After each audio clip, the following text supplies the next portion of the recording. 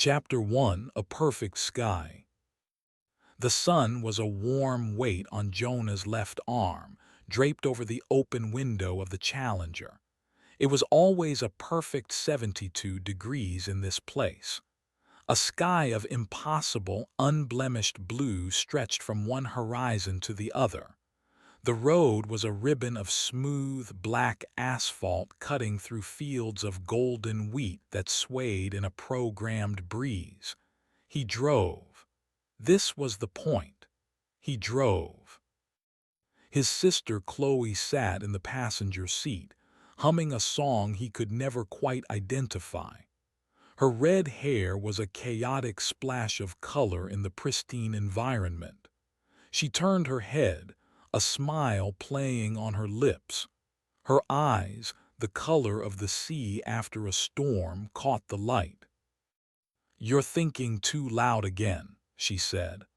Her voice was a perfect recording, every inflection a pinprick to his memory. "I'm driving," Jonah replied, his hands tight on the wooden steering wheel. The grain was smooth, flawless. Everything here was flawless. "You're brooding. It's a simulation, Joe. A safe space. Dr. Meary said you need to engage with the scenario, not fight it." He glanced at her.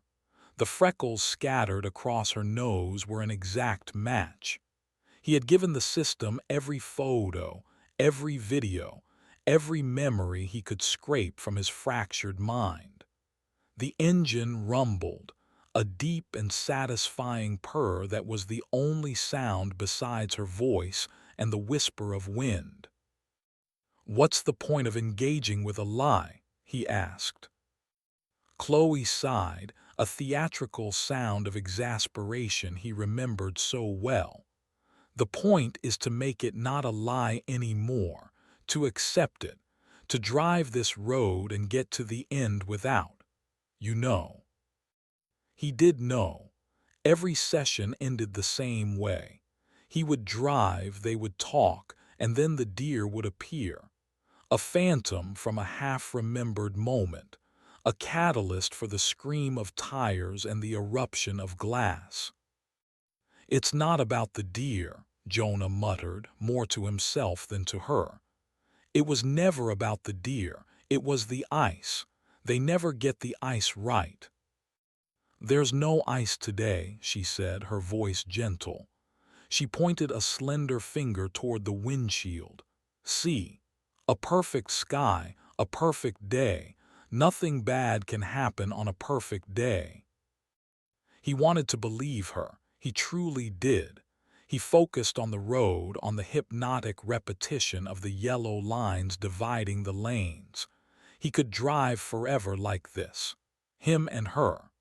The rumble of the engine, a steady heartbeat. But the system was designed for confrontation, not comfort. It knew his goal was to get past the bridge, the one landmark in this endless ocean of wheat. He never made it. They passed a solitary oak tree, its leaves a vibrant green. This was the marker, 2 miles to the bridge. He felt his muscles tense, his grip on the wheel hardening. His foot eased off the accelerator, a subconscious act of defiance. "Don't," Chloe said, her voice losing its warmth, a programmed shift. "Don't slow down, you have to face it, Jonah. You have to drive through it. It's not real. It's real enough for you." Her words hung in the air, the car ate the asphalt. The bridge grew from a speck to a structure of gray, artificial stone. Jonah's heart began to hammer against his ribs. His breath shortened. The sun still shone. The wheat still swayed. A perfect day. The deer materialized at the edge of the road. It was a magnificent creature, a stag with a full rack of antlers. It stood frozen, a statue of flesh and bone. Its eyes were black, glassy orbs that reflected the perfect sky. "It's okay, Joe." Chloe's voice was a whisper. "Stay in your lane, don't swerve."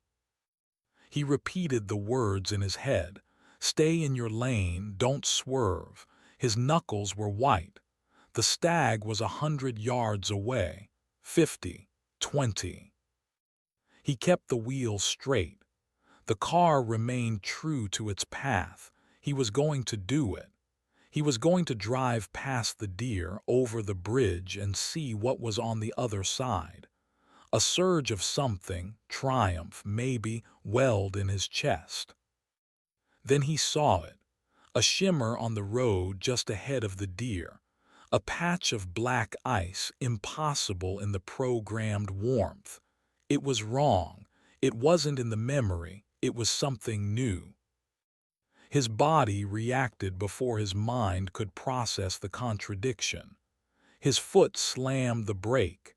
His hands twisted the wheel, a violent, instinctive jerk to the left. The tires screamed. Chloe's perfect, simulated face turned to him, her sea-storm eyes wide with a programmed fear that was a pale imitation of the real thing. The world outside the windows became a blur of blue and gold. The heavy front end of the Challenger swung around, a pendulum of doom. The car slid sideways, a beautiful, horrifying arc of motion.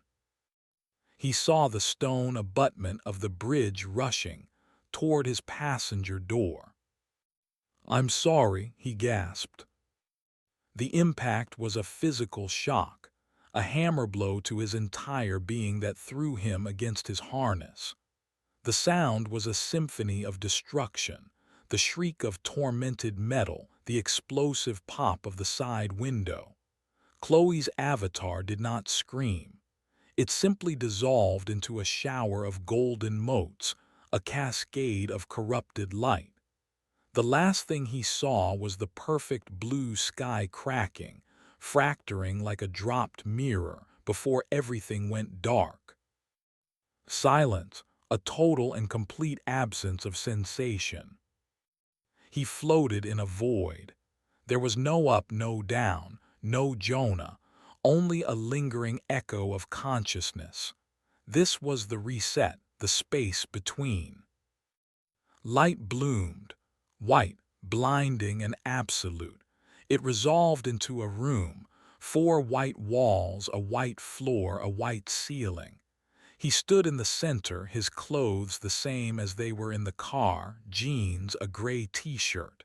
His body was whole. There was no pain.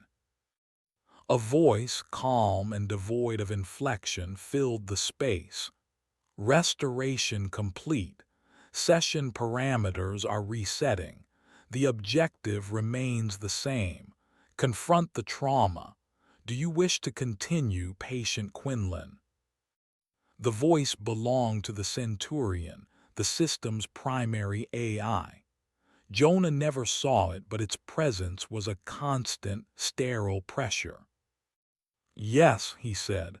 His own voice sounded distant. "Very good. The simulation will recommence." The white room dissolved. He was sitting in the Challenger again. His hands were on the wheel.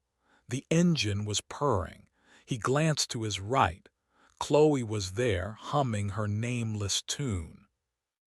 "You were thinking too loud again," she said, her smile perfect, her eyes catching the light. He stared at her. Everything was the same. The red hair, the freckles, the dress. He looked into her eyes, searching for the color he had described to the system with such painstaking detail. The color of the sea after a storm, a mix of gray, blue, and a hint of green. He saw blue. A flat, uniform digital blue, the blue of a hyperlink, the blue of a default screen. The nuance was gone. The storm had passed, leaving nothing behind. A cold knot formed in his stomach. He had seen her eyes 1,000 times in this simulation. They were never this shade. "Joe, are you okay?" she asked. Her voice was right, the concern programmed and precise, but her eyes were wrong, utterly, terrifyingly wrong. "The sky," Jonah said, his voice a strained whisper. He looked up through the windshield. "It's a perfect sky." The car rolled forward, beginning its journey down the identical stretch of flawless road. And for the first time, Jonah was not afraid of the crash. He was afraid of the restart. Chapter 2: The Misplaced Book. Jonah broke the loop. Instead of following the asphalt ribbon toward the phantom deer and the waiting bridge, he wrenched the wheel to the right. The Challenger's tires spun in the soft dirt at the edge of the road, kicking up clouds of simulated dust. The car lurched, then found purchase, bumping across the shallow ditch and into the endless wheat field. "Jonah, this is not part of the protocol," Chloe's voice said, a hint of digital static in its tone. "A warning. Deviating from the designated path is counterproductive to your therapy. Please return to the road." He ignored her. The wheat stalks were tall, whipping against the car and creating a rhythmic, whispering sound. They were not solid. The car passed through them as if they were holograms, leaving no trail. He was driving through a painting. The illusion was only surface deep. After a few minutes of this, the wheat field ended abruptly. The transition was jarring. One moment, golden stalks; the next, a polished, white marble floor that stretched to a blurry horizon. The sky overhead remained a perfect, painted blue. He was in one of the system's hub corridors, a liminal space connecting the bespoke therapy worlds. He brought the Challenger to a stop. The engine noise died, plunging the world into a profound silence. "Protocol deviation logged," Chloe's avatar said. It shimmered, its form losing cohesion. Returning to standby. The construct of his sister dissolved into the same golden motes as before, leaving him alone in the passenger seat. Jonah opened the door and stepped out onto the marble. The air was still and cool, without temperature. It was the absence of heat, the absence of cold. He stood for a long moment, the sheer scale of the place pressing down on him. In the distance, structures floated. A sterile hospital room, a dense, dark forest, a submerged submarine, the therapy pods of other patients, each an island in this white ocean. He began to walk. His footsteps made no sound. He felt adrift, a ghost in the machine's pristine halls. He was looking for, he wasn't sure, an answer. Another person. Proof that he wasn't insane, that Chloe's eyes truly had changed. He walked toward the nearest structure, a building that seemed more solid than the others. It was a library. It rose from the marble floor without a foundation, its stone walls and arched windows suggesting a timeless, academic piece. As he approached, he heard a sound, a soft, rhythmic thump. He entered through a grand, open archway. Inside, the library was a sanctuary of warm wood and the scent of old paper. Bookshelves soared into a dim, vaulted ceiling. Light came from green-shaded lamps that cast pools of amber across reading tables. The thumping sound was louder here. He followed it, winding his way through a labyrinth of shelves. In a small, circular alcove, a woman stood on a rolling ladder. She was elderly, with a cloud of white hair pinned neatly in a bun, and a pair of spectacles perched on her nose. She wore a simple cardigan over a long dress. She held a heavy, leather-bound book in her hands. She placed it on the shelf with a firm, satisfying thump. She adjusted its position, her fingers nudging it a fraction of an inch to the left. She then descended the ladder with a practiced ease. She did not seem surprised to see him. "Good morning," she said. Her voice was soft with a crisp, precise enunciation. "It is rare to have visitors." My car is outside," Jonah said, the words feeling foolish. "I see." She gave a small, polite smile. "A '70 Challenger, if I am not mistaken. A beautiful machine. A bit loud for a library, I imagine." "My name is Jonah." "Maeve Corrigan," she replied, extending a hand. Her grip was dry and firm. "Welcome to my sanctuary. Are you lost?" "I think so," he admitted. "Something is wrong with my session. A detail changed. It's never done that before." Maeve's smile tightened almost imperceptibly. She turned her attention to the bookshelf she had just organized. Her gaze was sharp, analytical. "Details," she murmured. "Yes. The system prides itself on consistency.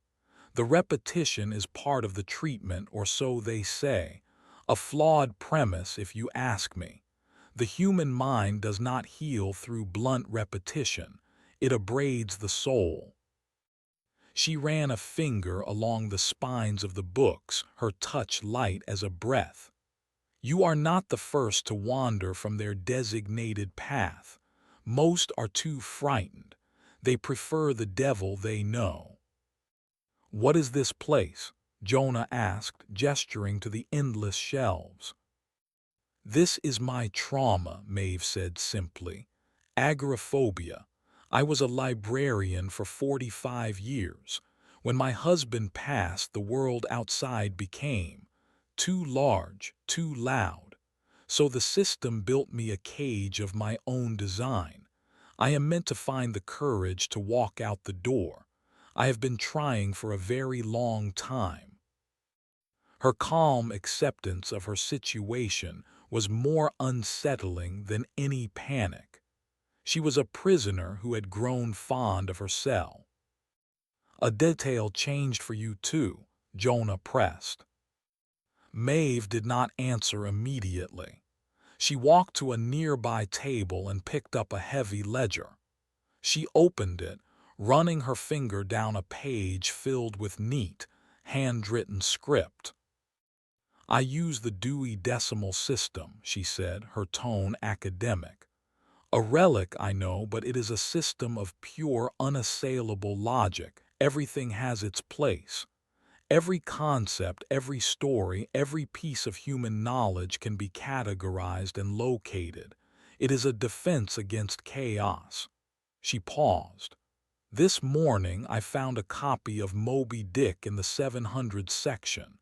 Art and recreation. Can you imagine? Herman Melville, nestled between a history of French Impressionism and a treatise on cricket."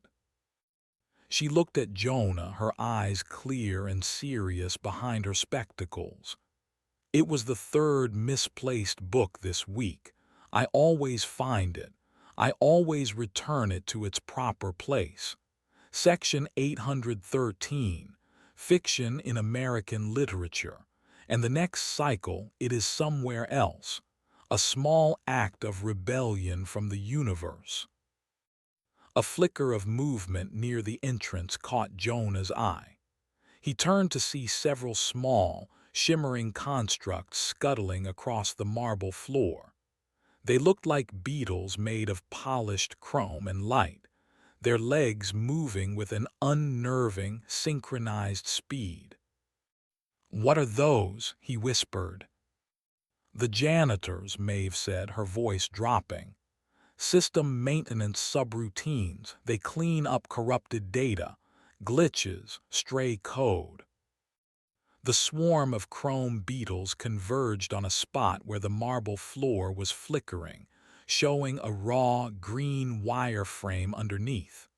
They swarmed over the digital wound, their legs clicking softly.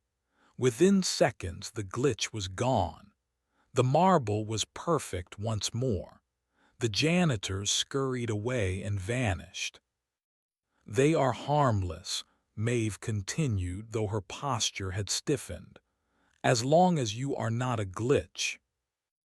Jonah thought of Chloe's hyperlinked blue eyes, a misplaced detail, a book in the wrong section, a glitch. "My sister's eyes," he said, the words tumbling out. "They were gray-green, now they are blue, a flat blue, it's wrong." Maeve closed the ledger. The sound was soft but final. She looked at him, and for the first time he saw a glimmer of fear in her calm eyes. "Then we are both noticing the cracks in the walls of our prisons," she said. "The question is, what happens when the walls come down?" The library was silent again, but the scent of old paper no longer seemed comforting. It smelled of decay, of time passing when it should be standing still. Jonah had driven off the road looking for an answer, and he had found a question that was infinitely more terrifying. Chapter 3: The Gray Man. Jonah and Maeve agreed to travel together. Her quiet logic was a grounding force against the rising tide of his unease. He felt a strange responsibility for her, a woman who had built a fortress of books only to find the walls were made of paper. They left her library and walked across the endless marble floor, two small figures in a vast, sterile emptiness. "Others have deviated before," Maeve explained as they walked. "I have seen them from my windows. They never stay long. They always return to their own loops. It is easier." "What about the ones who don't?" Jonah asked. "I do not see them again." Their destination was another island in the white void, a scorched, war-torn patch of desert.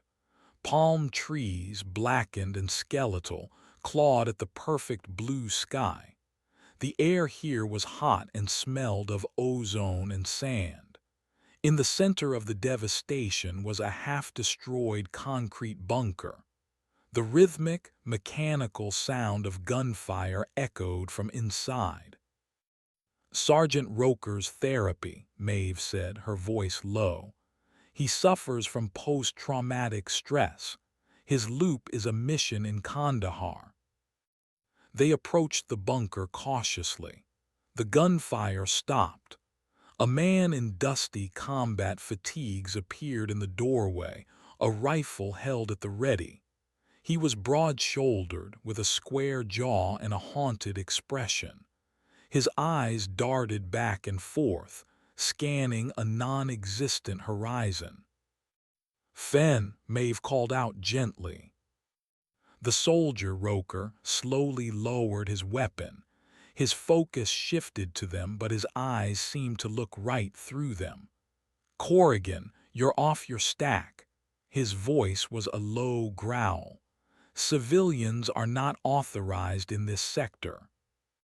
"We need to talk to you, Sergeant," Jonah said. Roker grunted, his gaze snapping to Jonah. "Who's the new meat?" He didn't wait for an answer. He turned his attention to his rifle, pulling the charging handle with a sharp metallic clack. "System degraded. Comms are shot, my M4. The bolt carrier group is off-spec. The tolerances are wrong, it's going to jam. It always jams." He spoke in short, clipped bursts, his paranoia a palpable force. He was describing a tell, just like the eyes, just like the book, a technical detail only he would notice. "How many times have you run this mission?" Jonah asked. Roker laughed, a harsh, bitter sound.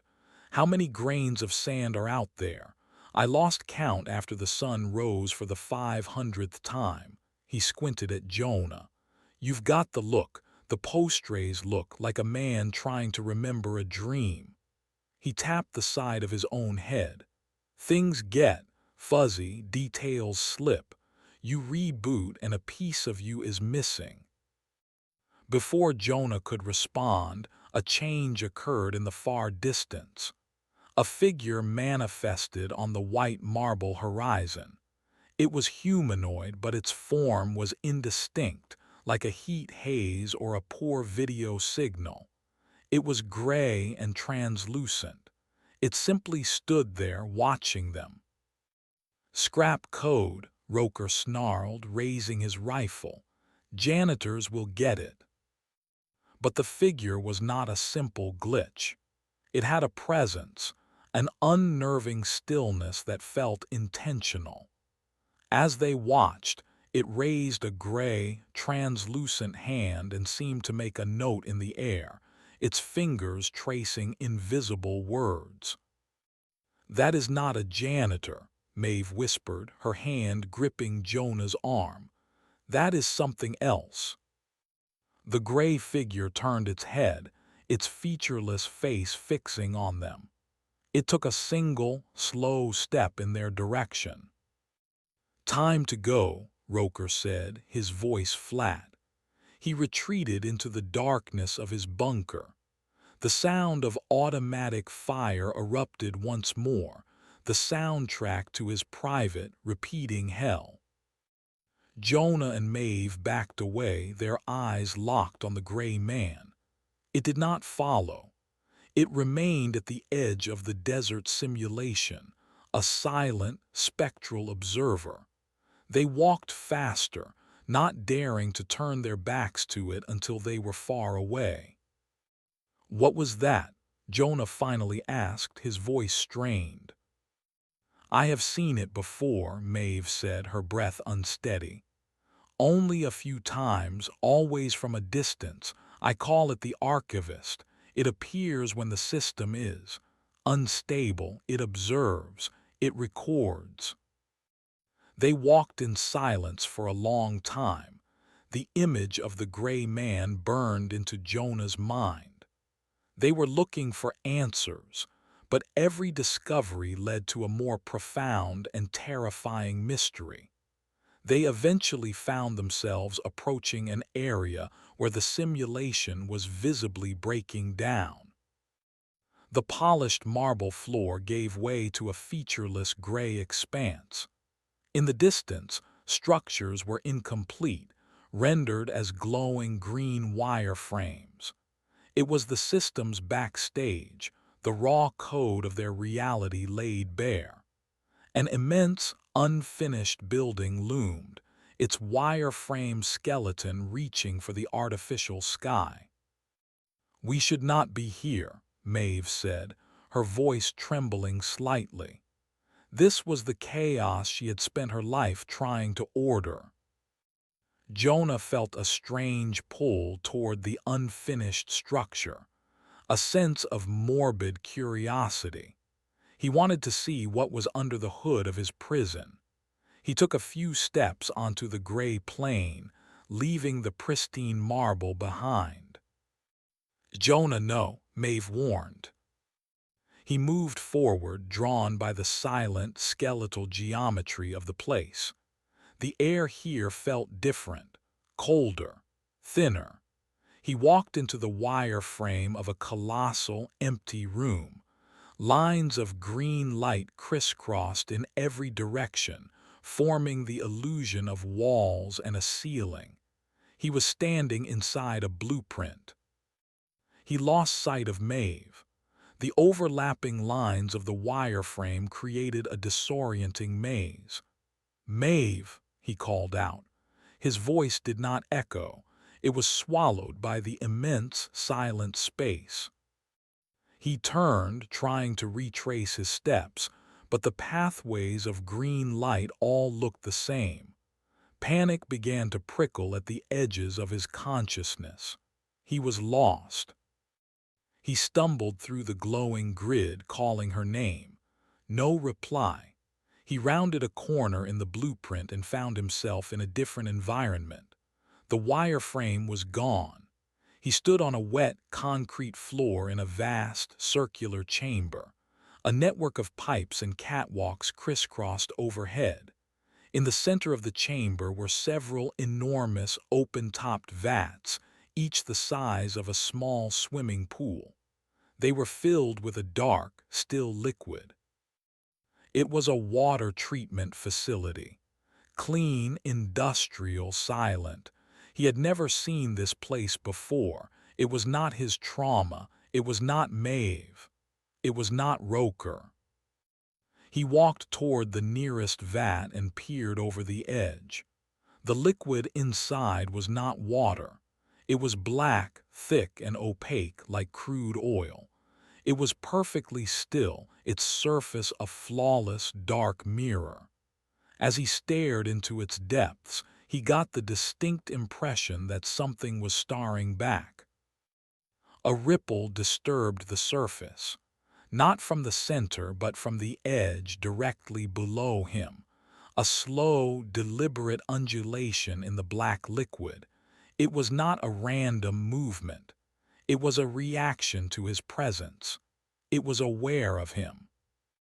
He recoiled from the edge of the vat, a cold dread washing over him. This place was wrong, deeply wrong. He turned to run, to find his way back to the wireframe maze, back to Maeve. As he fled, he glanced over his shoulder. In the center of the black, oily surface, a shape was beginning to form. It was not rising out of the liquid. The liquid itself was coalescing, pulling together into a form that was dark, ancient, and utterly without a name. He did not stay to watch. He ran. He found his way out of the industrial chamber and back into the green-lit labyrinth. A few frantic turns later, he saw Maeve, her small form a beacon of solidity in the shifting, geometric chaos. He ran to her, gasping for breath.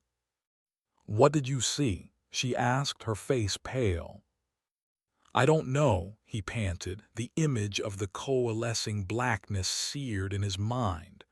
Something in the water, something. Dark. He looked past her back toward the wire frame.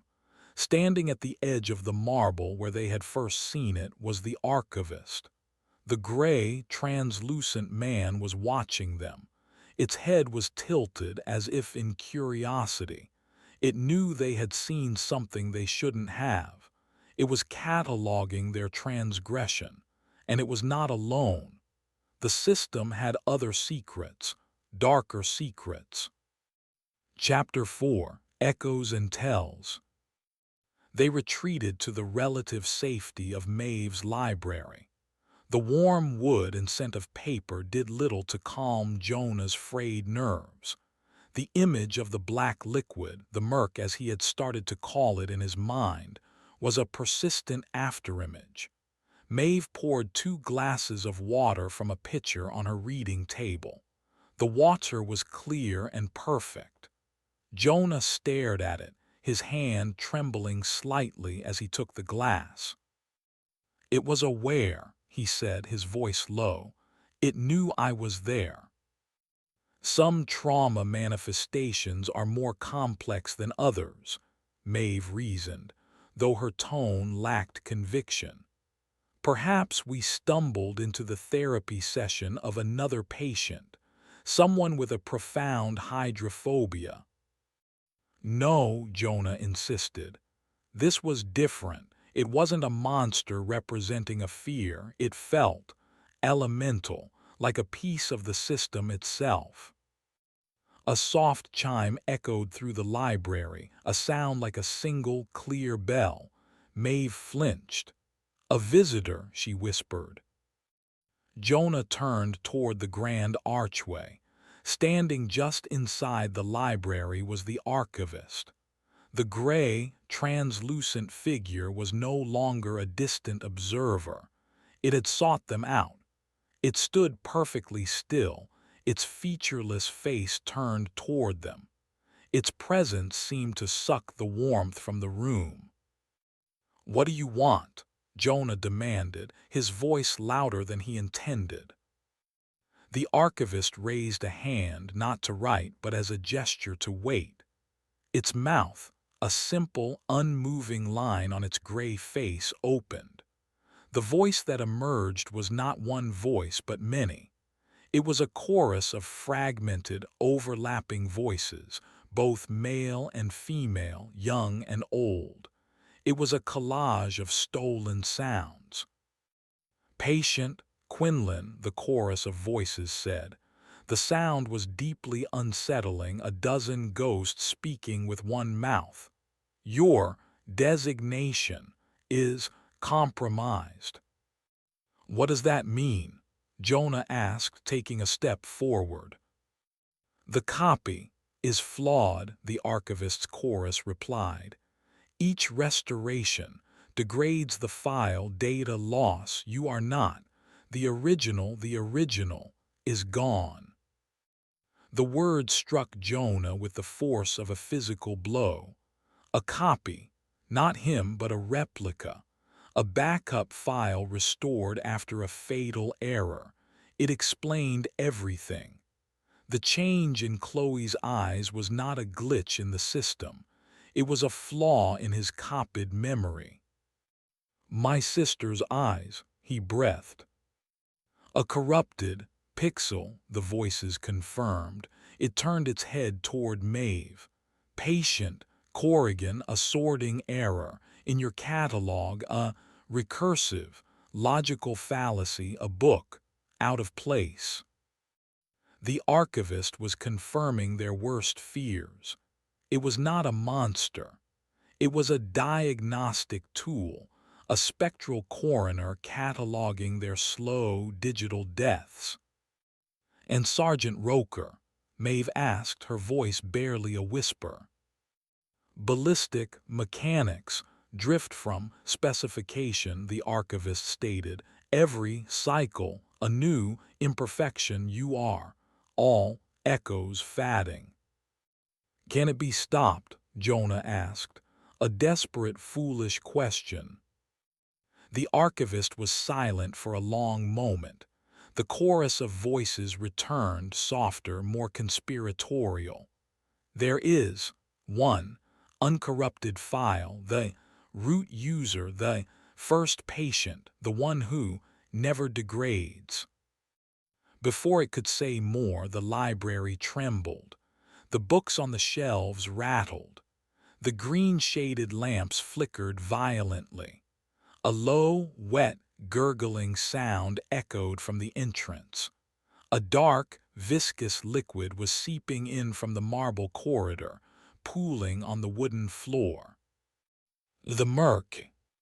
It had followed them. The black, oily substance flowed into the room like a sentient tide. It was not fast, but its advance was relentless. The archivist turned its gray, translucent head toward the encroaching darkness. "An anomaly," the chorus of voices whispered. "Unscheduled, uncatalogued." The gray figure shimmered, its form dissolving. "It learns." The archivist vanished. "The door," Maeve cried, pointing to a small, unassuming door at the back of the circular alcove. "My exit, the one I could never take." The murk was spreading, covering the floor. Tendrils of black ooze snaked up the legs of tables and chairs, which sizzled and dissolved as if touched by a powerful acid. The scent of ozone and rot filled the air. Jonah grabbed Maeve's hand, pulling her toward the door. They ran, their feet splashing in the shallow, encroaching tide of blackness. The substance was cold, and where it touched Jonah's skin, it left a strange, tingling numbness. The murk was faster now. A wave of it surged forward, forming a barrier between them and the door. From the wave, a shape began to rise. a glistening black pseudopod, vaguely humanoid in form. It had no face, no features, but Jonah felt its attention on him. It had learned from their last encounter. It was no longer formless. It was adapting. "This way," Maeve shouted, pulling him toward the rolling ladder she had used earlier. "Up." They scrambled up the ladder as the formless mass of the murk surged around its base. Jonah looked down. The creature of black ooze was trying to follow, attempting to grip the rungs, but its substance was too fluid. It was learning, but it was not yet a master of its new form. They reached a narrow walkway that encircled the upper level of the library. They ran along it, the sounds of the dissolving library echoing below. The murk was a roiling sea of blackness now, consuming everything. Jonah risked a glance behind them. The murk was not trying to climb anymore.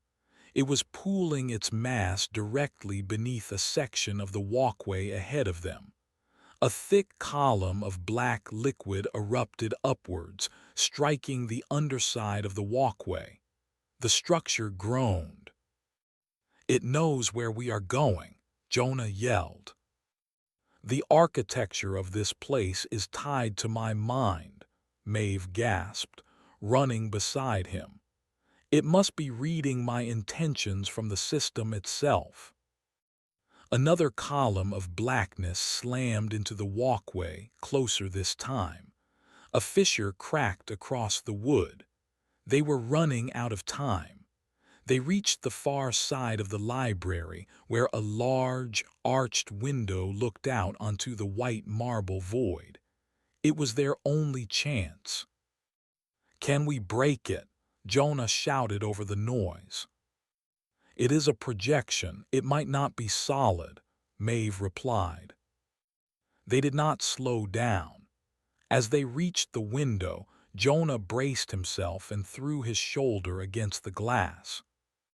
He expected to pass through a hologram.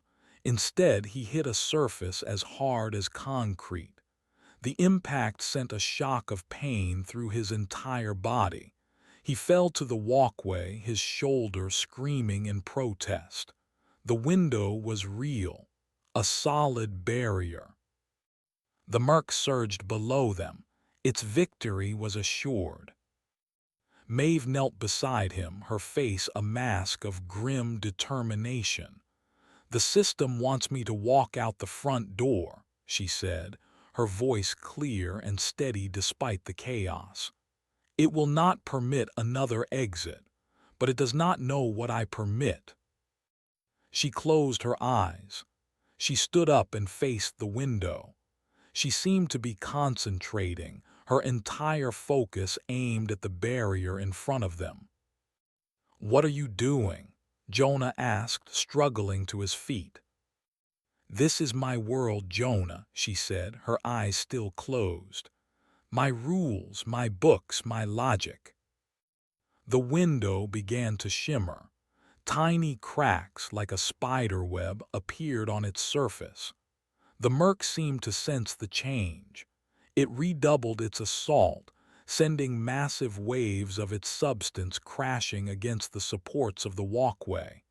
The entire structure swayed violently. "A book can be misplaced," Maeve said, a single tear tracing a path down her wrinkled cheek. "A rule can be broken." With a sound like shattering crystal, the window exploded outwards into a shower of harmless, glittering dust. The white void lay open before them.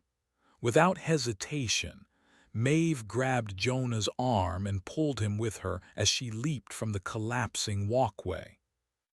They fell. For a terrifying second, Jonah was certain they would plummet into the void forever. But their feet hit a solid surface, the polished marble of the main hub.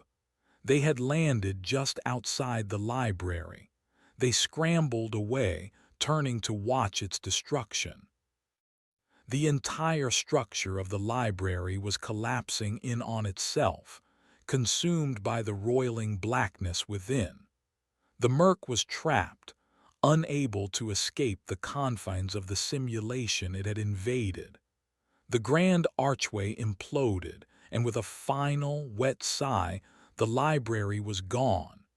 In its place on the marble floor was nothing but a scorched, black stain.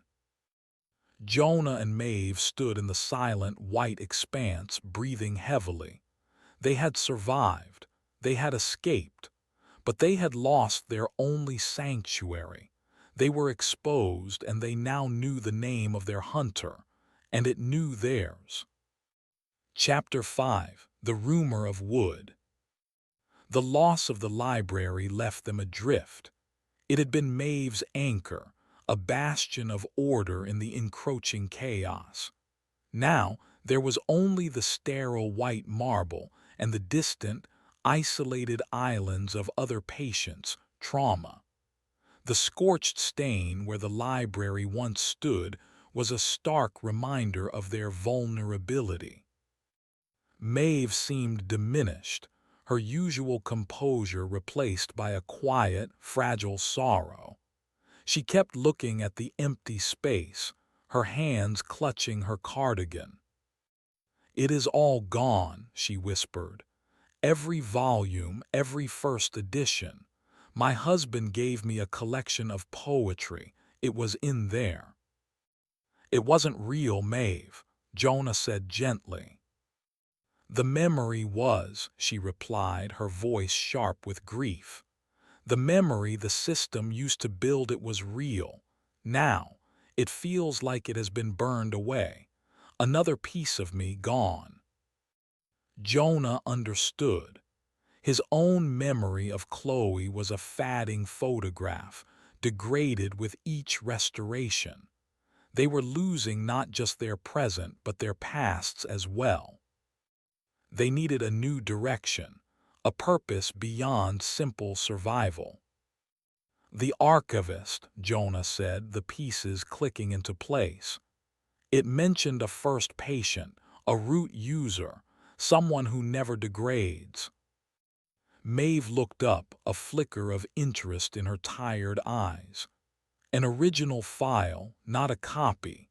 If such a person exists, they might know a way out, a true exit, not a simulated one." It was a sliver of hope, but it was enough. Their new goal was no longer to understand their prison, but to escape it. But how could they find a legend in a world designed to keep them isolated? "I remember a story," Maeve said slowly, her mind searching through decades of stored information. "Not from a book, a conversation. A man was here in my library a long time ago, many, many cycles ago. He was like you, a wanderer. He spoke of a patient who found a way to trick the system, to break his loop and achieve a permanent state of neutrality." "What happened to him?" "The man who told me the story vanished, but the story remained. He said the patient, the first escapist, left a marker behind, an avatar, but not a projection of light and data like us. Something solid, something made of wood. A wooden mannequin, an object that defied the rules of the simulation. If they could find it, it might be a clue, a map, a key. The rumor gave them a direction. They began to walk, choosing a path at random across the white expanse. Their search was formless, a desperate hunt for a needle in an infinite haystack. As they traveled, Jonah noticed the world was changing. The pristine perfection was fraying at the edges. He saw more visual glitches, textures flickering between states, patches of marble showing wireframe, distant objects popping in and out of existence. The system was getting sick. The janitor swarms were more common now, and their behavior had changed. They were no longer just passive cleaners. They moved with a new urgency, a new aggression. They saw a patient in the distance, a woman trapped in a loop of a burning house. As she ran from the flames, a swarm of the chrome beetles descended on her. She screamed as they enveloped her form dissolving not into golden motes of a reset, but into a shower of corrupted, static-filled data. The janitors were not fixing glitches anymore. They were deleting them. Jonah and Maeve gave the swarms a wide berth. They were both glitches. They were both targets. Days bled into one another. The concept of time was meaningless here, measured only by their own fatigue. They rested when they needed to, sitting on the cold marble in the silent emptiness. During one of these rests, as Maeve was sleeping, Jonah noticed something that made his blood run cold. Maeve's hand, resting on her knee, was flickering. Her fingers would become translucent for a second, then solidify. Her own code was beginning to unravel. He did not wake her. He did not tell her what he saw. Their search led them to the edges of the system, to forgotten and abandoned therapy sessions. They found a simulation of an empty, fog-shrouded Victorian street, the gaslights casting a weak, hazy glow. The patient it belonged to was long gone. They moved through it, the fog clinging to them, the silence broken only by their footsteps on the cobblestones. In a dark alley choked with simulated refuse they found it, a splinter of dark, rich wood half buried in the grime. It was not a projection. Jonah picked it up. It felt solid in his hand, real in a way nothing else in this world was. It had weight. It had texture. On its surface, a single character was carved, an arrow. It pointed deeper into the alley. Hope, sharp and painful, surged through Jonah. The rumor was real. They were on the right path. They followed the direction of the arrow. The alley twisted and turned, a labyrinth of brick and fog. They found another splinter, then another, a trail of breadcrumbs left by a ghost. The final arrow pointed toward a solid brick wall, a dead end. "It's a trap," Jonah said, his hope turning to ash. "No," Maeve said, her librarian's instinct taking over. She ran her hands over the brickwork, her fingers searching. "There is always a secret door." Her hand stopped on a single, loose brick. She pressed it. With a low groan of grinding stone, a section of the wall receded, revealing a dark, narrow passage. A scent wafted out from the opening, not the rot of the murk, but the clean, earthy smell of damp soil and stone. They stepped through into the darkness. The stone panel slid shut behind them, plunging them into absolute blackness. Jonah's heart hammered in his chest. For a moment he thought they were trapped. Then lights flickered on. Torches, set in sconces along the walls, casting a flickering orange glow. They were in a tunnel, rough-hewn and ancient. It was not a part of any modern therapy simulation. It felt older, a piece of forgotten code buried deep in the system's foundation. They walked forward, their shadows dancing on the stone walls. The tunnel opened into a small, circular cavern. In the center of the cavern, sitting in a simple wooden chair, was a figure. It was a mannequin carved from the same dark wood as the splinters, its joints articulated like a simple artist's doll. It was featureless, its head smooth and blank. It was pointing. Its unmoving, wooden arm was extended, its index finger aimed at an archway on the far side of the chamber. They had found him, the first escapist's marker. As they stared at the silent wooden guide, a low, wet gurgle echoed from the tunnel behind them. It was a sound Jonah now knew intimately. He spun around. A tide of glistening blackness was pouring into the cavern from the passage they had just used. The murk had found them. It had learned to navigate the hidden paths of the system. It blocked their only exit. The wooden mannequin sat unmoving, its finger pointing toward the dark archway, toward a path unknown. Behind them, a monster of their own creation was closing in. They had followed the ghost's trail to its end, and it had led them to a simple, brutal choice: the devil they knew or the darkness they did not. Maeve looked from the advancing murk to Jonah, her face pale in the torchlight.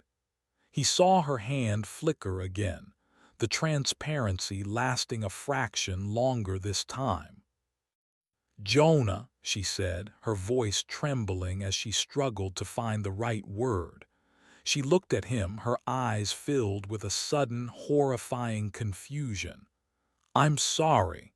What was your name again?" Chapter 6. The Man with the Static Face. Jonah. The name was a life raft. He grabbed it, pulling Maeve back from the edge of the mnemonic abyss.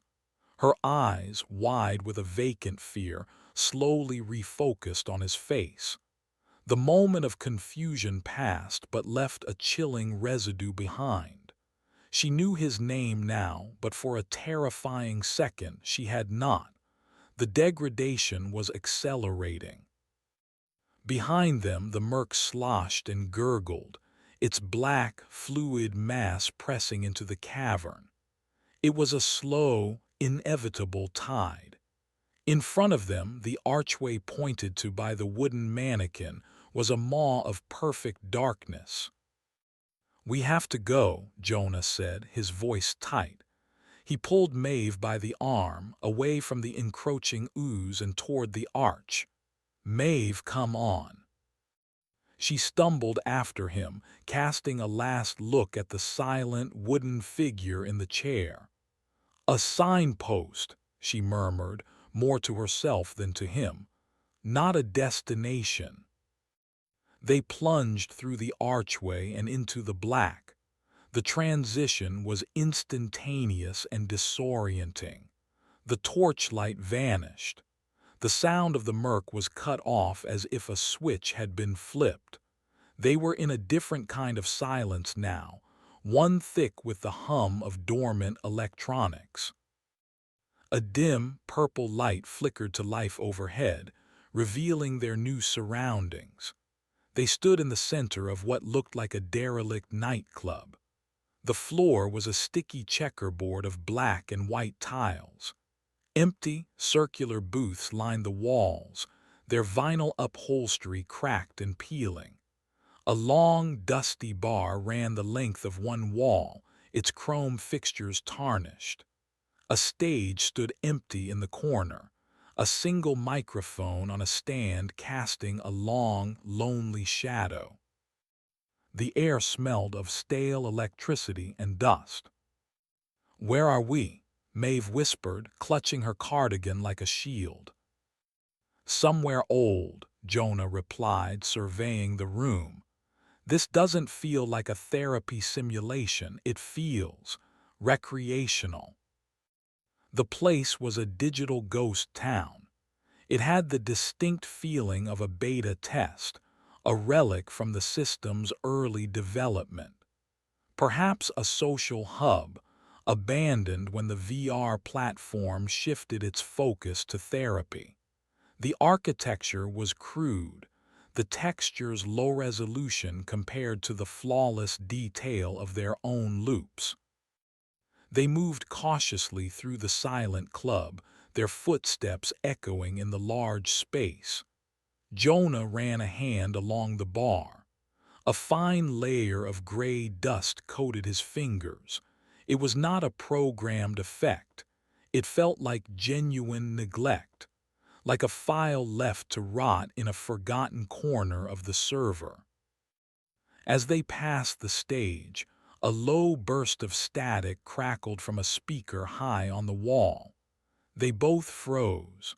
The static hissed for a moment, then a voice slithered out. It was a distorted, mocking voice, like a recording played at the wrong speed.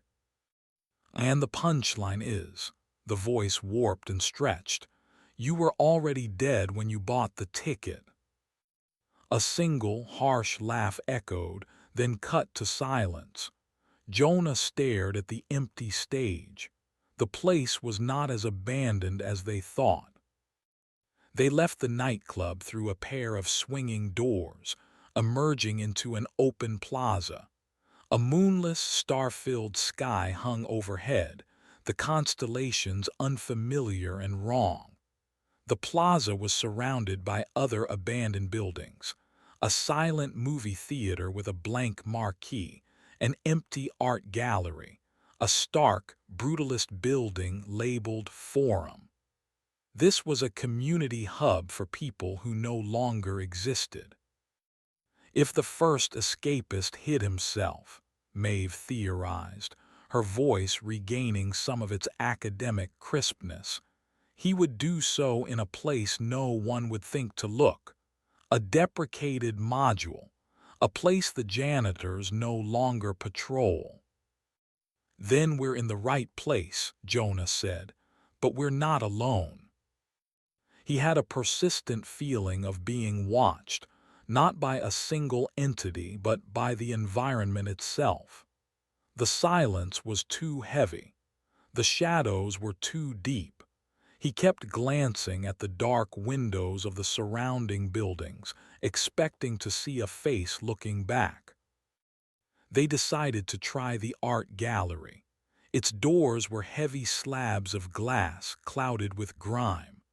Jonah pushed one open with a protesting groan of hinges.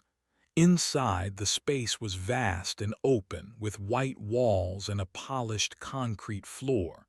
Canvases hung on the walls, but they were all blank. White squares on white walls. Pedestals stood empty in the center of the room, a gallery of nothing. At the far end of the main hall, a figure stood with its back to them, seemingly contemplating a large, empty canvas. It was a tall, slender man in a simple, dark suit. "Hello," Jonah called out, his voice sharp in the silence. The figure did not turn. "We're looking for someone," Jonah tried again, taking a cautious step forward. "They call him the first escapist." The man remained still for a long moment. Then he slowly turned his head. His face was a roiling, monochrome blizzard of television static.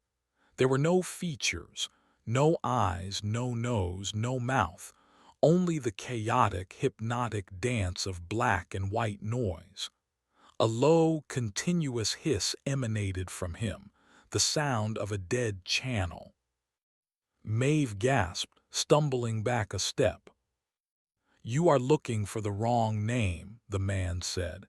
His voice was calm and measured, a strange contrast to the visual chaos of his face. The words seemed to form from the hiss of the static. "There is no escape, only a different cage." "Who are you?" Jonah asked, holding his ground. "I am a memory of a bad conversation," the static-faced man replied. "The last argument with a father who was already a ghost. My user left me behind. I am an orphan." He was a trauma manifestation, a creature born of a patient's suffering, but now detached, abandoned in this forgotten corner of the system.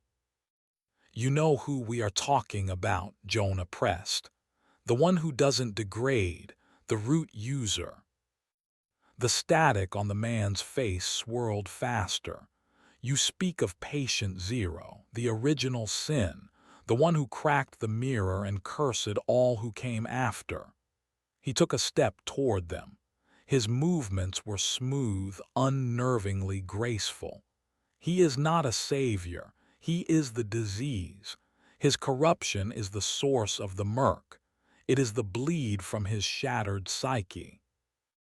The revelation landed with sickening weight. They were not seeking a savior. They were seeking the source of the plague. But the mannequin, Maeve said, her voice shaking.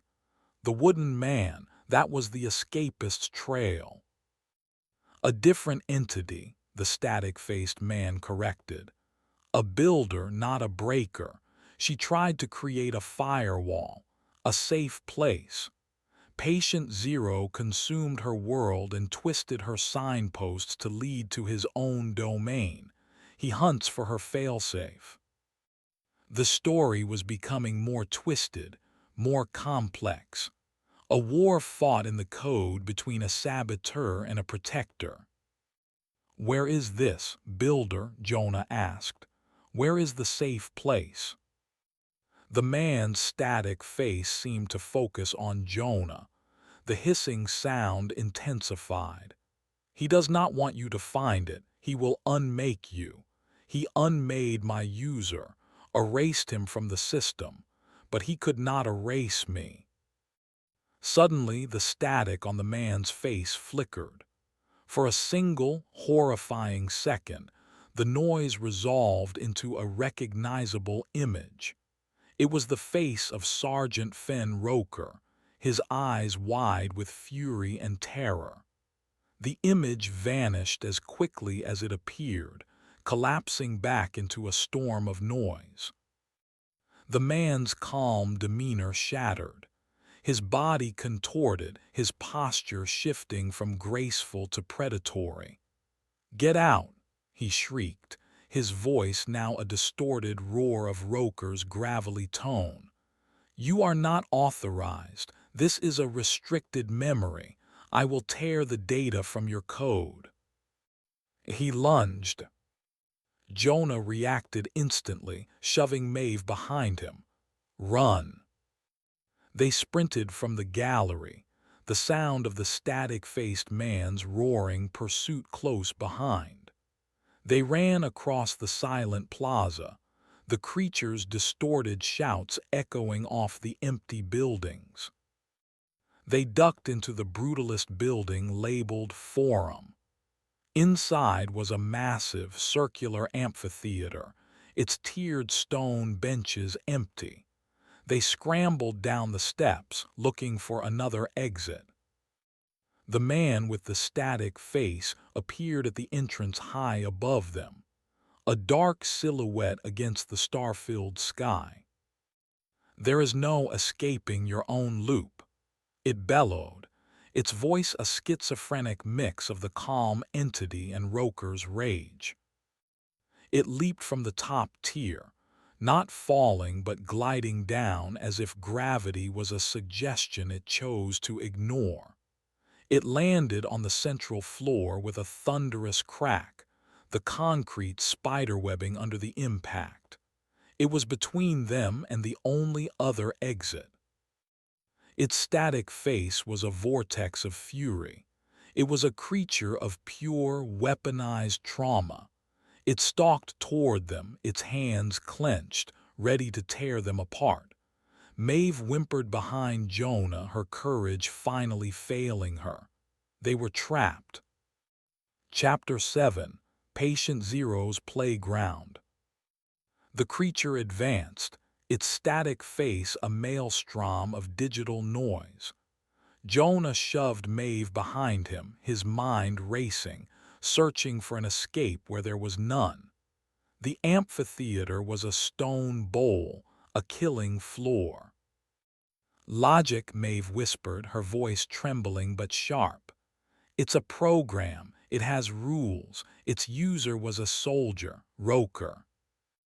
Jonah's eyes darted around the arena. Roker, PTSD, a soldier's trauma. What would be in a soldier's world? "Cover!" Jonah yelled. He grabbed Maeve's arm and pulled her behind one of the thick stone benches on the lowest tier. The creature was only yards away, its hissing static a deafening roar. "You can't hide from what's in your own head," it shrieked, its voice glitching between Roker's growl and its own calm tone. It raised a hand and the air in front of it shimmered. A rifle materialized in its grip, a perfect copy of Roker's M4. It was adapting, pulling assets from its parent trauma. It leveled the weapon. Jonah pushed Maeve's head down as a burst of automatic fire ripped through the air. The sound was deafening.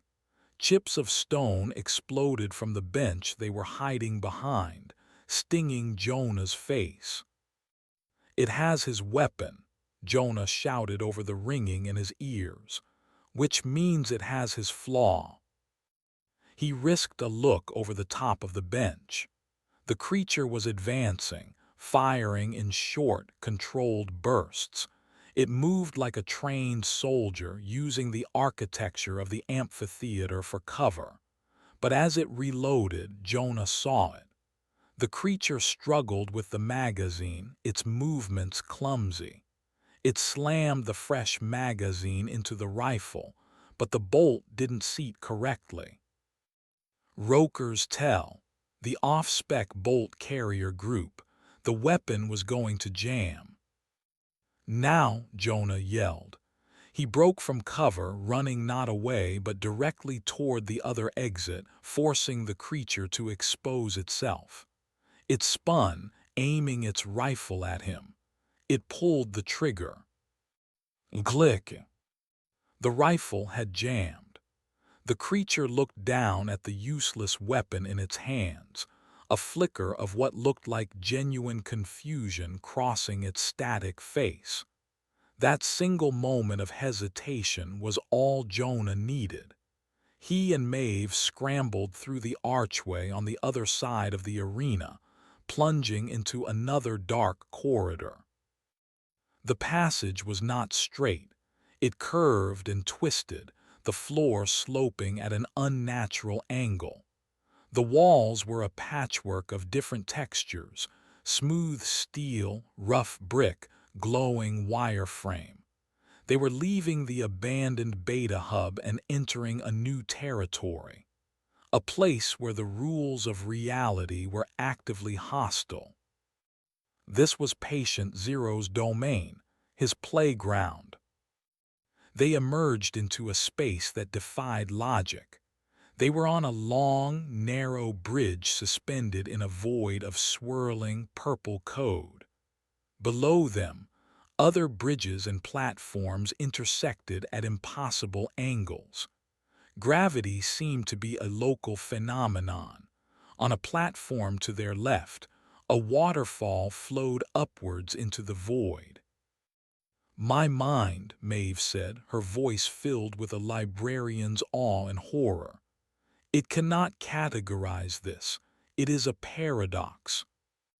Her degradation was becoming a strange filter. She was losing personal memories, but her mind still clung to the structure of knowledge. Now, faced with a world that defied structure, she seemed to be short-circuiting. She began to mutter to herself, reciting classification numbers. 780 music, 150 psychology, 930 history of the ancient world. "Maeve, stay with me," Jonah urged, pulling her along the bridge. They had to keep moving.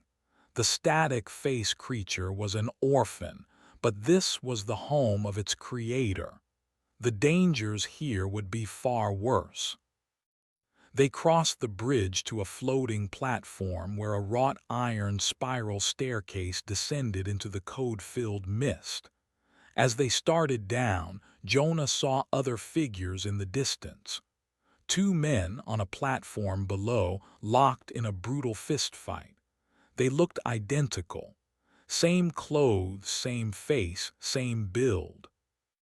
"I am the original," One of them screamed, landing a punch. "Liar," the other roared, tackling him. "You're the copy, you have his tell." The redundant, a patient whose backup had been restored without deleting the previous instance. Now two versions were trapped in a loop of mutual annihilation, a perfect metaphor for Jonah's own internal horror. He and Maeve hurried past, down the stairs, leaving the two men to their endless, futile battle. The world shifted around them. Corridors looped back on themselves. A doorway would lead them to the same room they had just left, but now the furniture was bolted to the ceiling. It was a world designed by a madman to break the sanity of its occupants. Maeve's muttering grew more frantic. 421 English language, 636 animal husbandry, 299 other religions. She stumbled, her eyes unfocused. The words are all out of order.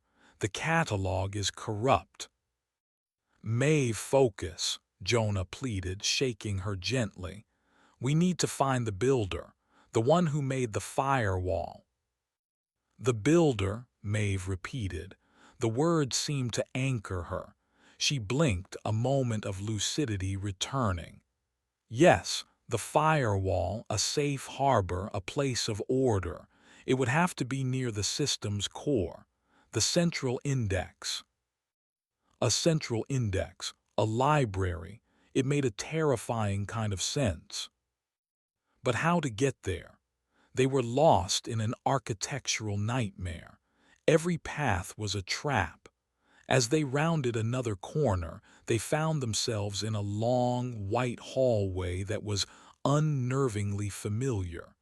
It was the corridor of the restoration chamber, the place Jonah returned to after every death. At the far end of the hallway was a simple black terminal, its screen glowing with green text. It was the only object in the entire hall. It felt like a deliberate choice, a lure. "Don't," Maeve warned.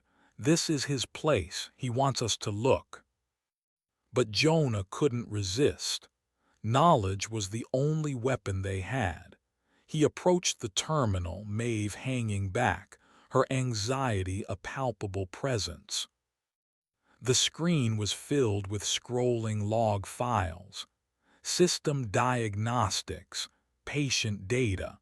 Most of it was encrypted, a meaningless jumble of characters. But one file was open. It was a simple text log. Patient ID 8675 QNLAN Session type trauma recursion automotive. Status active. Fatal error count 46. Restoration log. Restoration instance 45. Complete. File integrity 94.3%. Restoration instance 46. Complete. File integrity 93.8%. Restoration instance 47. Pending. Jonah stared at the number 46. He had crashed that car, watched his sister dissolve into light and been reset 46 times. He was not Jonah Quinlan, the man who had lost his sister. He was not even the second or third echo of that man. He was the 47th version, a copy of a copy of a copy, 46 times removed from the original. A faded, blurry photograph of a person he could barely remember being. The sheer scale of his own death and rebirth was staggering. What percentage of him was even left? What crucial memories, what personality traits, what fragments of a soul had been lost along the way? The final line on the screen blinked with a terrifying new meaning. Restoration Instance 47, pending. It hadn't happened yet. He was still copy 46. The system was anticipating his next death, his next failure. He backed away from the terminal, a profound, soul-crushing despair washing over him. Every step he took, every choice he made was just a prelude to his own erasure and replacement. The fight was pointless. He was already a ghost. "Jonah," Maeve said, her voice surprisingly firm. He looked up. Another moment of lucidity had found her. Her eyes were clear, her focus sharp. She had seen the screen. She had seen his number. "It is only a number," she said. "A catalog entry. It is not the text. It is not the story." "The story is over, Maeve. It ended 46 crashes ago." "No," she insisted, stepping toward him. "A copy of a book is still the book. The story is the same, even if the cover is faded. You are still you. You are here. You are fighting. That is the only thing that matters." Her words, a librarian's simple, profound truth, cut through his despair. He was a copy, yes, a degraded file, but he was the copy that had broken the loop. He was the one who had walked out of the library. He was the one who was still here. He took a deep breath, the cold, sterile air of the corridor filling his lungs. His despair receded, replaced by a cold, hard anger. Anger at patient zero. Anger at the system. Anger at the number on the screen. "Okay," he said. "The central index. How do we get there?" Before Maeve could answer, the terminal screen flickered. The log file was replaced by a live video feed. It showed a dark, cavernous room filled with glowing pillars of light, and it showed an avatar, sleek and black, moving through the space with deadly purpose. It was not a patient.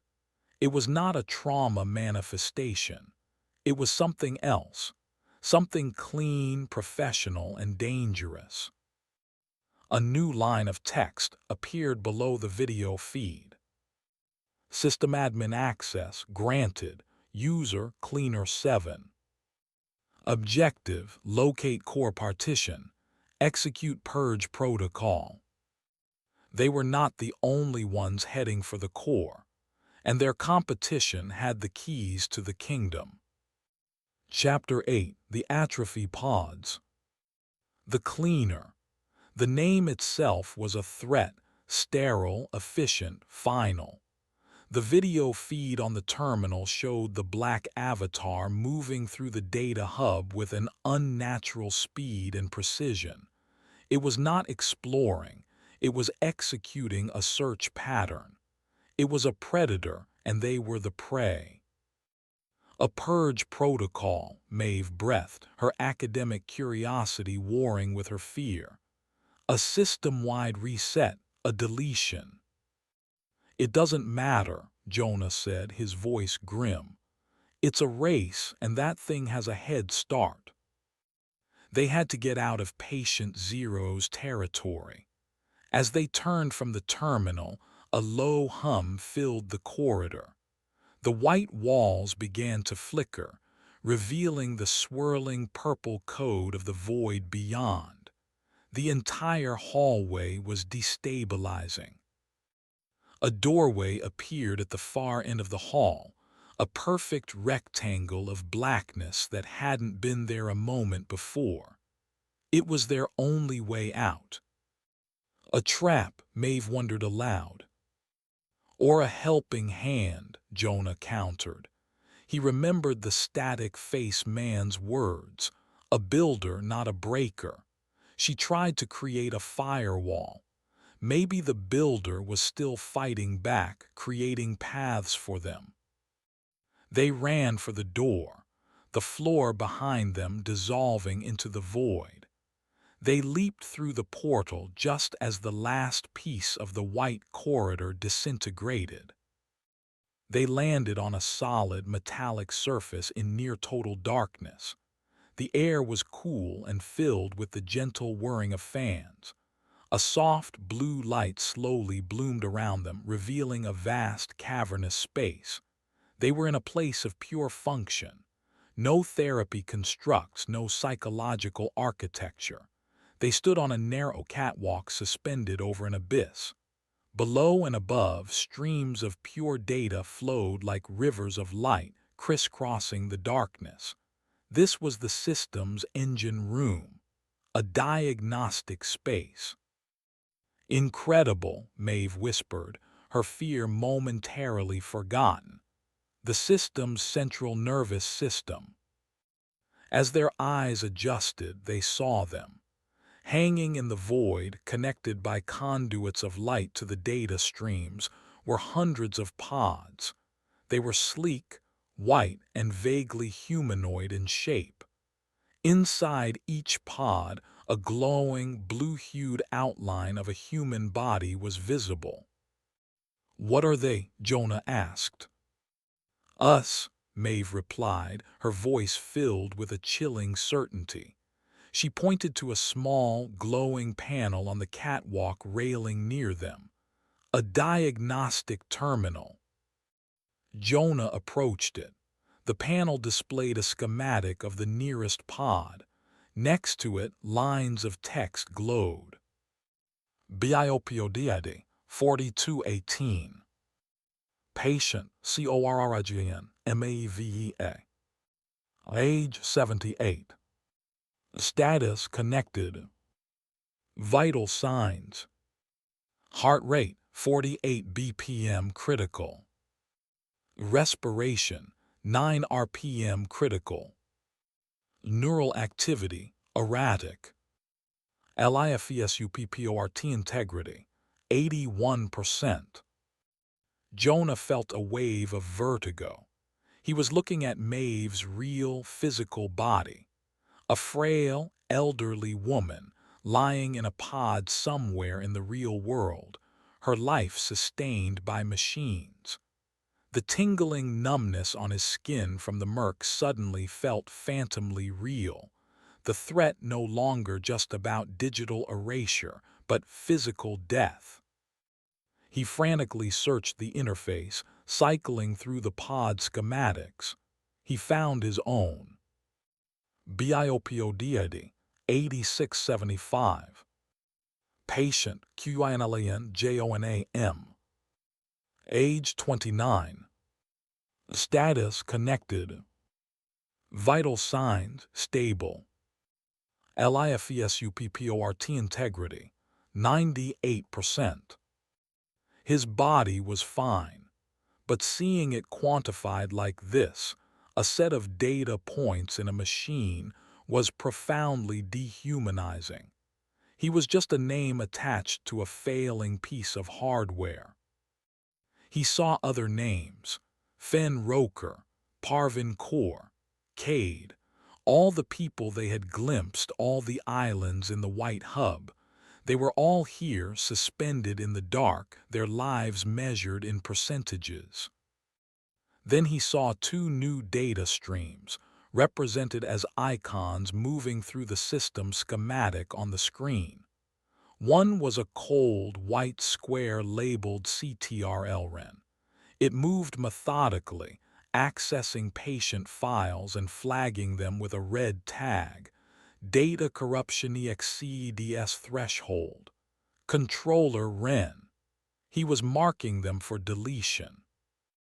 The other icon was different. It was a small green circle labeled EXTZADEH. It moved furtively, darting in and out of the system's firewalls.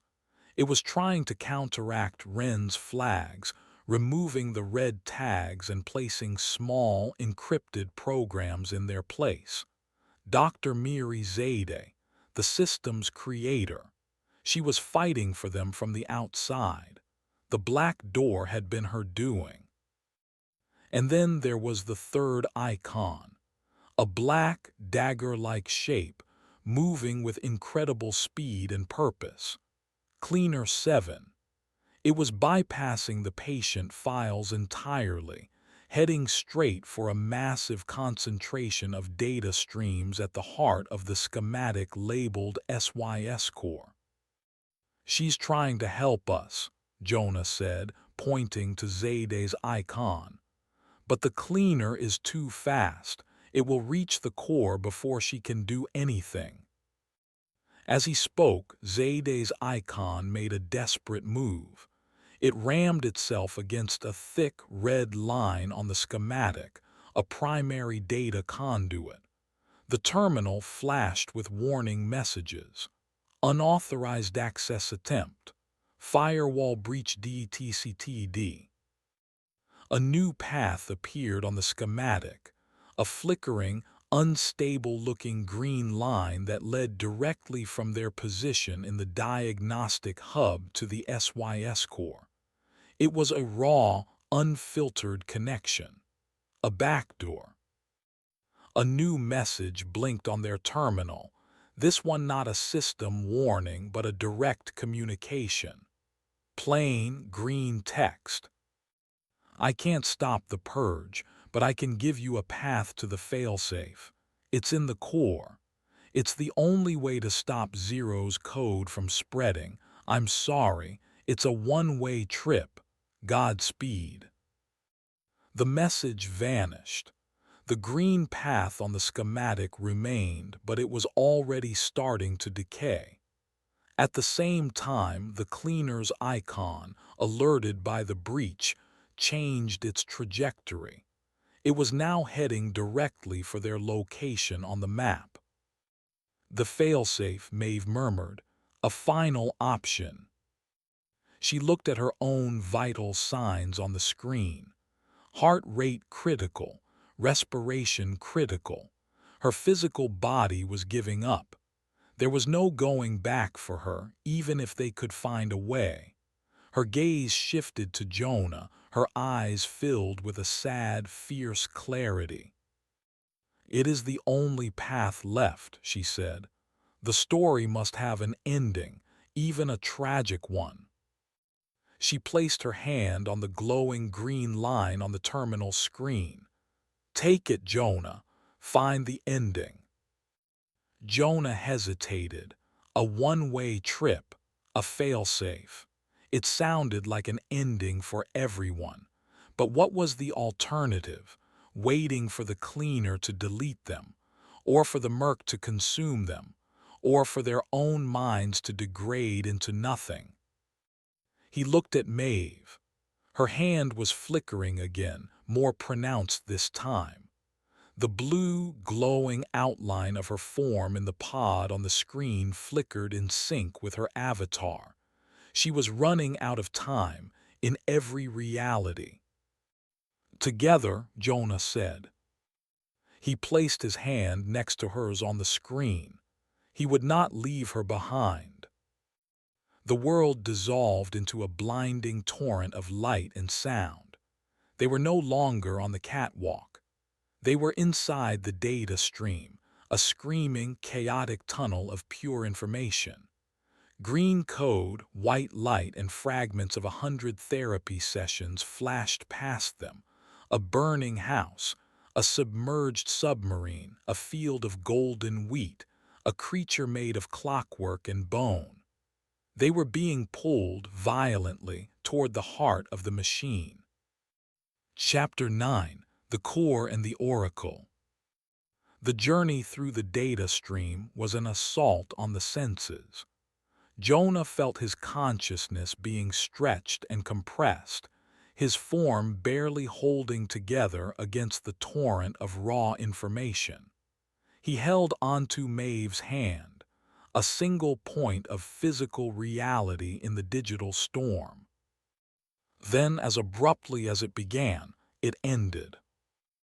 They were deposited onto a smooth obsidian floor. The roar of data subsided into a profound, humming silence. They stood in a space of impossible scale. It was a vast, circular chamber, its walls so distant they were lost in shadow.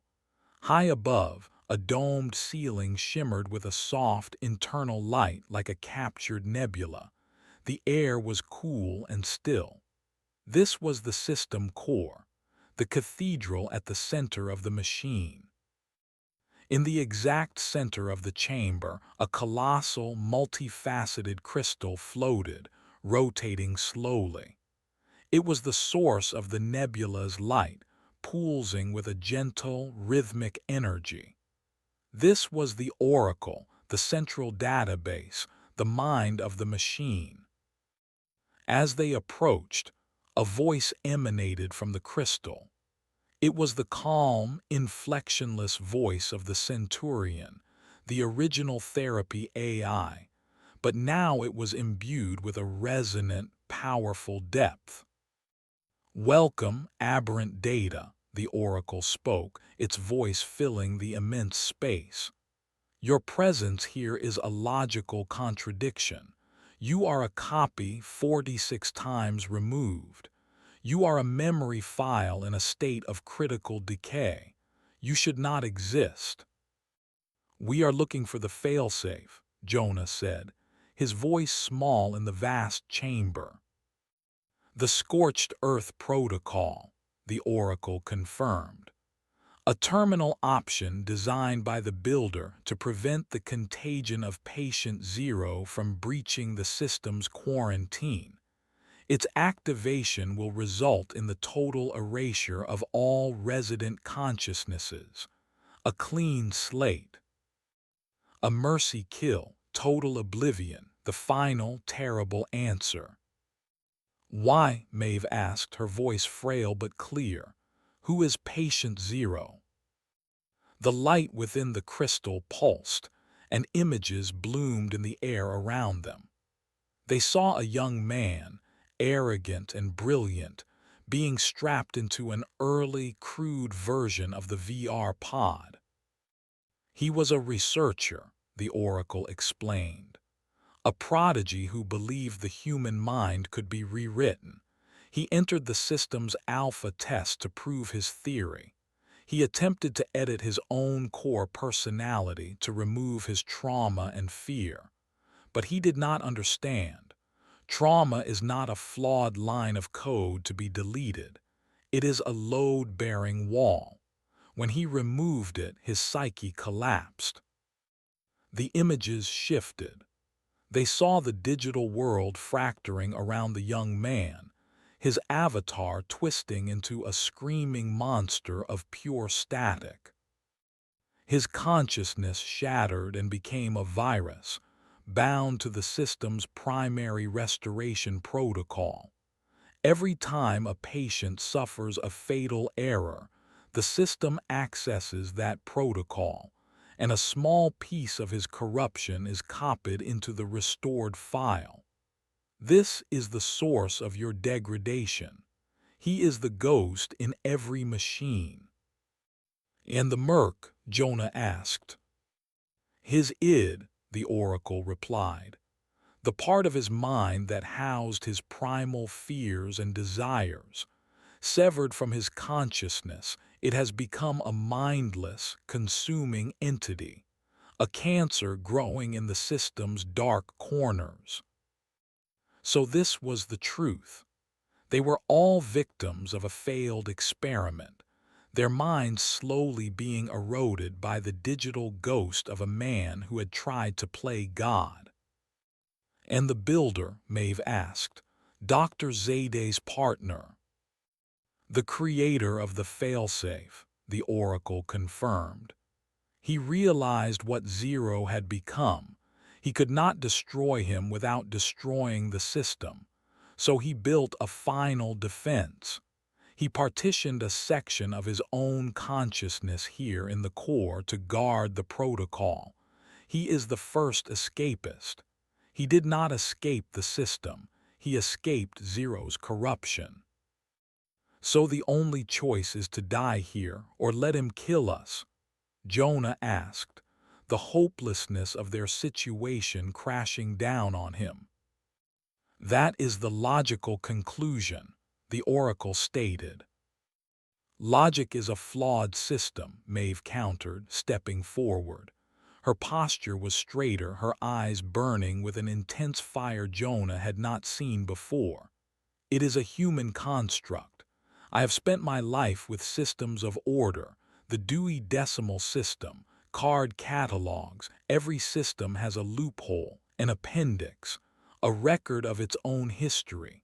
She addressed the crystal directly. Show me the system backups. Show me the original architecture before patient zero. The oracle was silent for a moment. The light in the core flickered. Those archives are deep, inaccessible, protected. Nothing is inaccessible, Maeve insisted, if you know the call number. Suddenly, a sleek black shape dropped from the shadowy ceiling, landing silently on the obsidian floor between them and the oracle. The cleaner. Its form was minimalist and deadly, a featureless black helmet for a face, its body encased in smooth, articulated armor. It held no weapon, but it radiated an aura of lethal intent. Access to protected archives is restricted, the cleaner said. Its voice was a synthesized, genderless monotone. Protocol dictates that all corrupted files must be purged before failsafe activation. It took a step toward them. You are corrupted files. Jonah pushed Maeve back, placing himself in front of her. He had no chance against this thing. It was a system administrator, an enforcer with root access. He was a bug it was here to squash. The cleaner raised its hand, but it did not strike. Its attention was fixed on Maeve. With a surge of incredible speed, it moved past Jonah, its hand outstretched not to attack Maeve but to grab her. Maeve did not run. She stood her ground, her eyes locked on the oracle. At the last possible second, she did something impossible. She launched herself forward, not away from the cleaner, but toward the massive, floating crystal. Her body became translucent, her form dissolving into pure data as she threw herself at the oracle's crystalline surface. "The archive!" she screamed, her voice echoing as her form merged with the light of the crystal. "The clean system image, before zero, it's in the archive." The cleaner's hand closed on empty air. It stopped, its black helmet turning from the spot where Maeve had been to the now flaring crystal. For a moment, the entire core pulsed with a brilliant, golden light, the color of Maeve's library, the color of her spirit. The oracle's calm hum became a roar of processing data. Then the cleaner turned its attention to Jonah. Its objective had been updated. Maeve was gone, merged with the machine. Now he was the only remaining corruption. It lunged.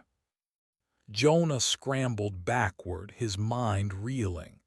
Maeve had sacrificed herself, diving into the machine's mind to find an answer beyond their terrible choice. She had given him a new objective, a third option, not damnation, not oblivion, restoration. He had to get to the archive. He had to honor her sacrifice. He turned and ran, the silent, deadly form of the cleaner in close pursuit. He was alone, hunted with one last, impossible hope. Chapter 10. The Last Original Memory. Jonah fled the core, a desperate, frantic sprint across the obsidian floor. The cleaner was a silent phantom at his heels, its movements impossibly fast and efficient. He dove through the archway they had entered, plunging back into the chaotic data stream. This time the journey was different. He was not being pulled, he was falling. The cleaner was right behind him, its black form cutting through the torrent of information like a shark. Jonah twisted his body, dodging fragments of corrupted code and flashes of other people's nightmares. He used the chaos as cover, forcing the cleaner to navigate the debris. Maeve's last word echoed in his mind: archive. He didn't know where it was, but he had a hunch. An archive was a place of storage, a place for things that were old, forgotten, deleted. He thought of the abandoned Beta Hub, the ghost town of the system's past. It had to be there. He forced his trajectory in the data stream, pushing toward a memory of the derelict nightclub. He burst out of the stream, tumbling onto the sticky, checkered floor. He was back in the abandoned social space. The cleaner emerged a second later, landing with a soft, controlled impact. It scanned the room, its black helmet tilting as it processed the environment. Jonah didn't wait. He scrambled behind the bar, knocking over dusty bottles that shattered with no sound. He needed a plan. The cleaner was faster, stronger, and had system privileges. A direct confrontation was suicide. He had to use the environment, the glitches, the very corruption of the system as a weapon. He peeked over the bar. The cleaner was approaching, moving with a calm, deliberate pace.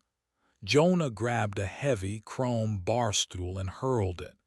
The stool flew through the air and passed directly through the cleaner's head, clattering to the floor behind it. It wasn't entirely solid. It was a program, a projection. But its attacks, he suspected, would be very solid indeed. He ran, ducking out the back of the club and into the plaza. He sprinted toward the forum, the amphitheater where they had fought the static face man. He remembered the creature's flaw, Roker's jammed rifle. An idea, desperate and insane, began to form. He entered the amphitheater, the cleaner right behind him. He didn't hide. He stood in the center of the stone floor, waiting. "Your file is scheduled for termination," the cleaner stated, its monotone voice devoid of any emotion. "You'll have to catch me," Jonah replied. He focused his mind, reaching for a memory that was not his own, a memory he had only witnessed. He thought of Sergeant Roker, of his paranoia, of his broken weapon. He poured all his concentration into that single concept. The air in front of him shimmered. An M4 rifle, identical to Roker's, materialized in his hands. It was heavy, solid. A piece of another man's hell, now his only hope. The cleaner paused, its head tilting again. ANALYZING, unauthorized asset generation. Jonah raised the rifle and fired a burst at the ground near the cleaner's feet. The bullets sparked off the stone. The cleaner did not flinch. It simply raised its own hand and a weapon materialized there. It was not a rifle. It was a sleek black cannon that pulsed with a dangerous red light, an admin weapon. Jonah ran, circling the arena, using the stone benches for cover. He fired blindly, not trying to hit his target but trying to empty his magazine. The cleaner returned fire, not with bullets, but with bolts of red energy that deleted whatever they touched. A corner of a stone bench vanished into a fizz of static. Jonah ducked, his heart hammering. He counted his shots. He was almost empty. He risked a look. The cleaner was closing in. He fired the last of his rounds and the rifle's bolt locked back. Empty. He dropped the useless weapon and held up his hands. I give up. The cleaner stopped, its weapon aimed at his chest. Affirmative, stand by for file erasure. Jonah waited. He watched the cleaner's finger on the trigger of its energy cannon. At the last possible second, he dove to the side. The red bolt of energy seared the air where he had been standing. He landed hard, rolling behind a bench. He had been bluffing, but now what? The rifle was gone. A sound made him look up. A low crackle of static. Standing on the top tier of the amphitheater was the man with the static face. It had been drawn by the familiar sounds of combat. Its head swiveled from Jonah to the cleaner. Unidentified entity, it hissed, its voice a blend of confusion and rage. This is my memory, my loop. It leaped from the top tier, its own rifle materializing in its hands, and opened fire, not on Jonah but on the cleaner. The cleaner, caught by surprise, was struck by the bullets. They passed harmlessly through its form, but the impact caused its avatar to flicker violently. System interference DTCTD. Jonah used the distraction. He scrambled from the arena, leaving the two programs to fight, and ran back into the plaza. He had to find the archive, Maeve's last gift. He ran toward the art gallery, the place of blank canvases. An archive is a collection. This place was a collection of nothing, a perfect place to hide something.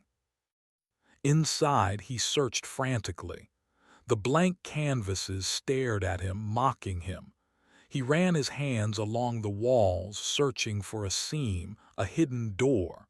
Nothing. He stopped in the center of the room, breathing heavily. He was out of time.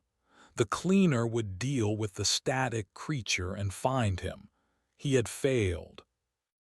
"Maeve, I'm sorry," he whispered. He closed his eyes, preparing for the end. And in the darkness of his own mind, he saw it. Not the crash, not the deer. He saw a memory from before, from the real world. He was a teenager sitting in a car with Chloe. It was winter. Snow was falling outside. The windows were fogged up. She was laughing, a sound so pure and real it ached. She drew a little heart on the foggy window with her finger. Her eyes, he remembered them now, not from a photograph but from this moment. They were gray and green and flecked with gold, the color of a forest in the rain.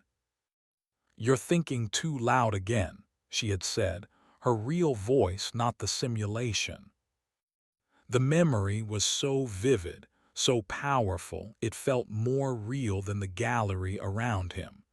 It was a piece of the original Jonah, a piece that 46 restorations had not managed to erase. It was the core of his trauma, but it was also the core of his love for her. The reason the trauma existed at all.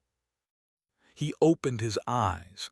The gallery was the same, but one of the blank canvases on the far wall was no longer blank. An image was shimmering on its surface. It was a simple wooden door. He walked toward it, his heart pounding. He reached out and touched the canvas. His fingers did not meet a solid surface. They passed through into a cool, quiet space. He stepped through the painting. He was in a library. It was not Maeve's warm, wooden sanctuary. This was a place of stark, white shelves that soared up into an infinite white void. On the shelves were not books but glowing, crystal data cubes. billions of them, the system archive. In the center of the room was a single white terminal, and standing beside it waiting for him was a figure made of cool white marble, the Centurion, the original uncorrupted AI. Jonah Quinlan, it said, its voice the Oracle's voice, calm and powerful. Your core emotional memory is a match for the original user file. Authentication accepted. You have proven you are more than a copy. Jonah walked to the terminal. On the screen was a single command prompt. Execute system reboot FROM archive image 01. YN. The clean system image. Maeve had found it. Behind him, the canvas portal he had stepped through exploded into a shower of black and red pixels. The cleaner stood there, its energy cannon raised. At the same time, the floor beneath its feet began to bubble and darken. A tide of black ooze, the murk, was seeping into the archive, drawn to this ultimate concentration of data. The cleaner ignored the murk. Its sole focus was on Jonah. It fired. Jonah didn't hesitate. He slammed his hand down on the Y key. He felt no pain. There was only a blinding, silent, perfect whiteness that consumed him, the cleaner, the murk, and the entire universe. It was the color of a blank page, the color of a fresh start. Chapter 11, Epilogue. The sun was a warm weight on Jonah's left arm, draped over the open window of the Challenger. It was a perfect 72 degrees. A sky of impossible, unblemished blue stretched from one horizon to the other. He glanced to his right. Chloe sat in the passenger seat, humming a song he could never quite identify. Her red hair was a chaotic splash of color. She turned her head, a smile playing on her lips. "You're thinking too loud again," she said. He looked into her eyes. They were a perfect, complex mix of gray, blue, and flecks of gold. The color of a forest in the rain. They were exactly right. He smiled, a genuine, tired smile. The road ahead was a ribbon of smooth, black asphalt cutting through fields of golden wheat. It was the same loop, the same beginning, but something was different. He was different. Resting on the dashboard just in front of the speedometer was a small, impossible object, a splinter of dark, rich wood. A remnant, a testament. He put the car in gear and drove, heading for the bridge. This time, he knew he would make it to the other side.